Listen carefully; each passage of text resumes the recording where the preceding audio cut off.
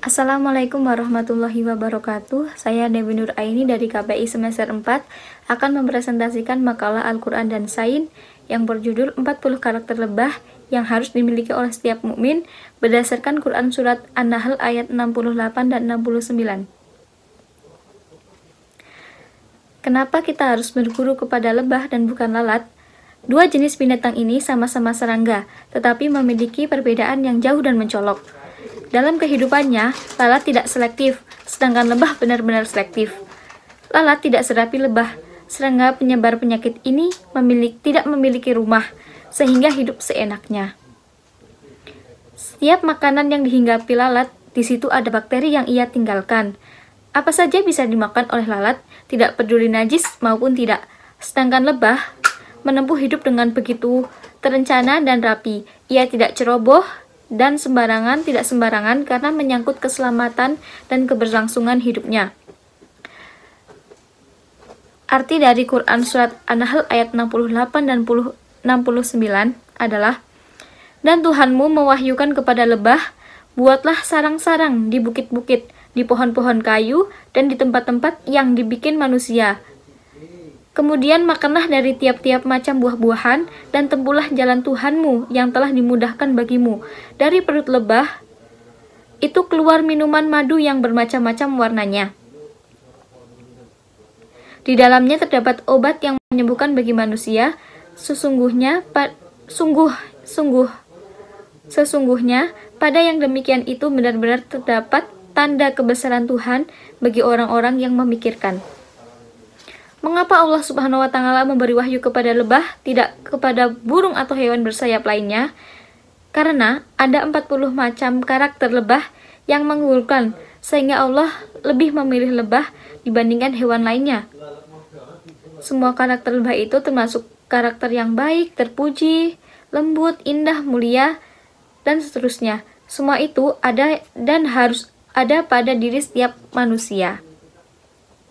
Karakter lebah yang akan dipaparkan di sini harus digali lewat tafakur dan nalar. Ada 40 karakter lebah. Yang pertama adalah, seandainya semua jenis hewan terbang lainnya berkumpul, lalu mereka bahu-membahu melakukan satu pekerjaan yang bisa dikerjakan oleh lebah, mereka tidak akan sanggup melakukannya. Yang dua, lebah waspada akan gangguan dan penganiayaan burung, sedangkan ia sendiri tidak pernah mengganggu mereka. Demikian pula halnya dengan seorang mukmin. Meskipun orang-orang mengganggu, menghina, menzaliminya, seorang mukmin tidak mau membalas kejahatan mereka. 3. Lebah dianggap kecil dan hina oleh semua jenis burung, tetapi sekiranya mereka tahu apa yang berada di perut lebah dan mereka mencicipinya, niscaya mereka akan memuliakan dan menghormatinya. 4. Semua jenis burung hidup untuk diri mereka sendiri, mencari makan dan kebutuhan untuk diri mereka sendiri. Tetapi lebah berbeda. Ia hidup untuk memenuhi kebutuhan rajanya. 5. Kala malam tiba, semua burung masuk ke sarang masing-masing untuk beristirahat dan tidur. Sedangkan lebah, ia bekerja. Ia lebih banyak bekerja di malam hari ketimbang di siang hari. 6. Allah Subhanahu wa Ta'ala mengharamkan untuk membunuh lebah, tetapi Allah menghalalkan untuk mengambil manfaat yang dihasilkannya. 7. Lebah bekerja secara sembunyi-bunyi, orang hanya melihat dan menikmati hasilnya. 8. Lebah hanya mengambil apa yang ia butuhkan dari sesuatu tanpa merusak sesuatu itu. 9. Lebah tidak mau keluar dari sarang untuk memenuhi keperluannya pada hari yang berawan, ketika hujan, saat ada angin kencang, atau tatkala ada petir. Dalam keadaan seperti itu, ia tetap bertahan sampai keadaan benar-benar normal. 10. Lebah selalu menjauhi benda-benda yang kotor dan tidak mau hinggap di tempat-tempat yang kotor. Begitu pula dengan seorang mukmin. Ia senantiasa menjaga kesucian diri dari maksiat dan hal-hal yang diharamkan. 11. Ada 10 hal yang dapat menghancurkan dan merusak tatanan kehidupan pada lebah, sehingga aktivitasnya dapat terhenti, yaitu asap, dingin, panas, awan, air, api, angin, gelap, lumpur, serta gangguan dan serangan dari sesama lebah atau musuh dari luar. 12. Lebah tidak mau berbaur dengan hewan lain yang sejenis meskipun memiliki beberapa sifat yang mirip. 13. Dari perut lebah keluar lebih dari satu cairan yang berbeda-beda warna. Setiap cairan memiliki manfaat sendiri yang mengagumkan. 14. Lebah mengeluarkan kotoran lewat dubur, sedangkan madu dikeluarkan lewat mulut. 15. Lebah memakan yang baik, mengeluarkan yang baik, serta memberi kepada yang lain makanan yang lezat dan baik.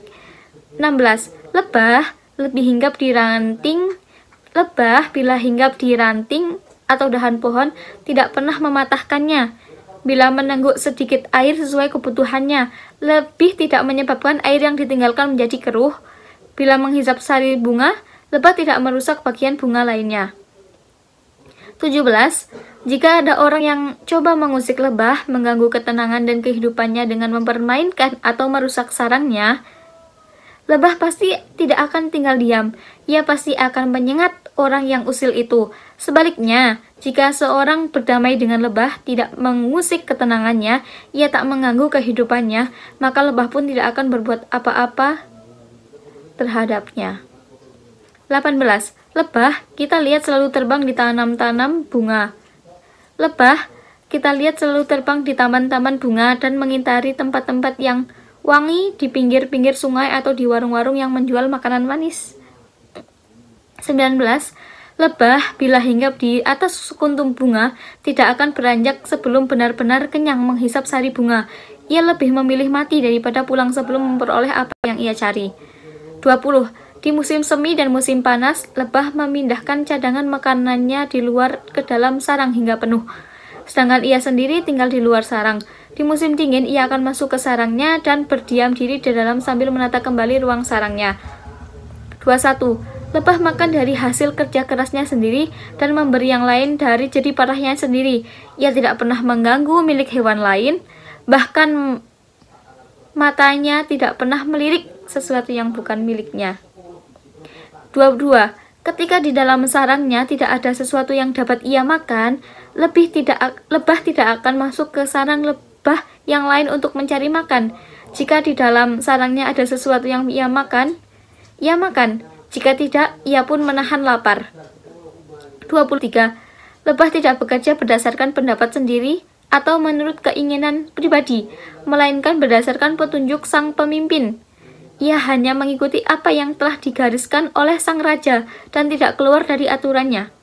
24. Lebah tidak akan melaksanakan pekerjaannya sebelum menutup pintu sarangnya. Selagi masih ada celah, lubang, atau kebocoran dalam dinding sarangnya, ia terlebih dahulu memperbaikinya sebelum menggarap pekerjaannya. 25. Lebah tidak memerlukan banyak barang dunia. Yang ia perlukan hanyalah air, bunga, dan tempat yang mengeluarkan aroma wangi-wangian. 27.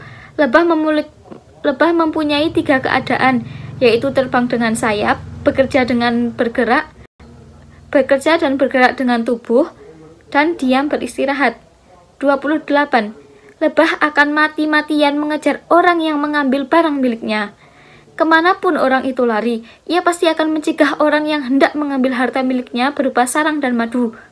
Ia tidak akan pernah menyerahkan harta miliknya begitu saja kepada siapapun, kecuali karena terpaksa.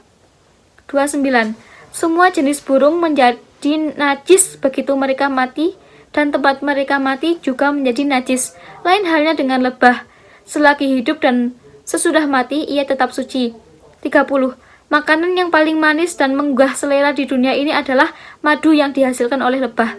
31. Lebah, bila diterjang angin hingga di permukaan air, ke tanah berlumpur, atau di tengah-tengah laut, ia masih bisa berjuang untuk bangkit dan akhirnya selamat. Lalu terbang lagi. Tetapi apabila terlempar ke dalam api atau ke tengah-tengah asap, ia tak akan selamat dan akhirnya binasa.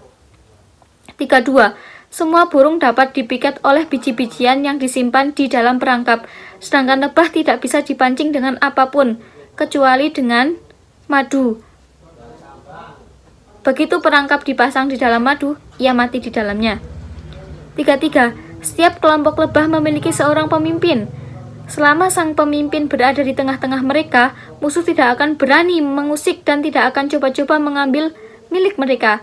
Apabila sang raja mati atau meninggalkan mereka, mereka pun kocar-kacir berhamburan dan akhirnya satu persatu binasa. 34. Apabila raja lebah mempunyai cacat, rakyat lebah tidak dapat bekerja dengan baik. Sarang pun tidak terawat dengan baik. Dan pada gilirannya mereka akan hancur. Sebaliknya, jika sang raja lurus dan bertindak dengan bijaksana, rakyat pun hidup dengan baik dan lancar. 35. Komunitas lebah akan tetap makmur meskipun sebagian anggota komunitasnya ada yang mengikuti hawa nafsu, ditimpa penyakit, atau melakukan kesalahan, selama raja mereka adil dan bertindak lurus. 36. Ada dua jenis lebah. Lebah yang ada di gunung-gunung dan bersarang di pepohonan, dan lebah yang ada di tengah-tengah keramaian dan bersarang di rumah. Lebah yang ada di gunung-gunung dan bersarang di pepohonan terlindungi dari polusi dan relatif aman dari ancaman kebinasaan. Sedangkan lebah yang ada di tengah-tengah perkampungan manusia dan bersarang di rumah-rumah atau bangunan lain yang dibuat oleh manusia tidak aman dari kehancuran. 37. Lebah tinggal di dalam sarang yang terbilang bersih dan dari benda-benda yang tidak diperlukan dan kosong dari barang-barang yang tidak berguna. Lebah bahkan tidak menyimpan sumber pangannya di dalam sarang. Dengan kata lain, ia tidak pernah membawa sekuntum bunga atau sumber makanan lainnya ke dalam sarang. Hal itu tidak membuatnya takut kelaparan. Ia begitu tenang dan damai tinggal di dalam sarang tanpa adanya rasa khawatir akan sumber pangan. 38. Kawanan lebah jika dipindahkan dari satu tempat ke tempat yang lain, mereka menurut saja dan tinggal di tempat yang baru dengan nyaman. 39. Lebah tidak suka dengan iklim yang terlalu panas dan terlalu dingin.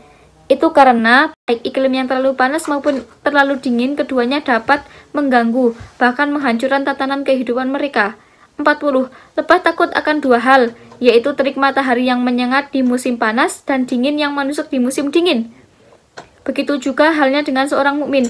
Ia berada di antara dua hal yang ditakutkan, yakni ajal yang telah ditetapkan oleh Allah Subhanahu wa taala yang telah ditentukan bagi dirinya dan ketetapan yang akan datang, karena ia tidak tahu apa yang Allah Subhanahu wa taala kehendaki bagi dirinya di masa depan.